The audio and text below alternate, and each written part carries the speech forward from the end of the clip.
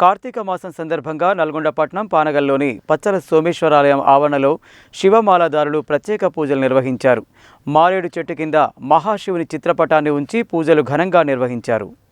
నల్గొండ పట్టణం పానగల్లోని పచ్చల సోమేశ్వర ఆలయంలో కార్తీక మాసాన్ని పురస్కరించుకుని మారేడు చెట్టు కింద మహాశివుని చిత్రపటానికి శివమాలాదారులు ప్రత్యేక పూజలు నిర్వహించారు. వేద పండితుల మంత్రోచ్చారణల మధ్య శివునికి ప్రత్యేక పూజలు నిర్వహించారు.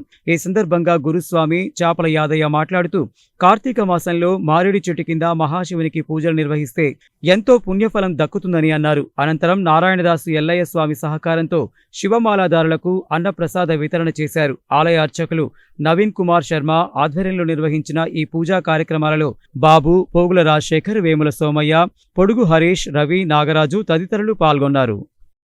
ఈరోజు కార్తీక మాస సందర్భంగా పచ్చల సోమేశ్వర స్వామి దేవస్థానంలో శివసాములము కలిసి మన మారేడు చెట్టు కింద ఈరోజు శివుని ఫోటో పెట్టి ఇక్కడ వేద మంత్రాలచే ఘనంగా ఇక్కడ పూజ నిర్వహించినాము.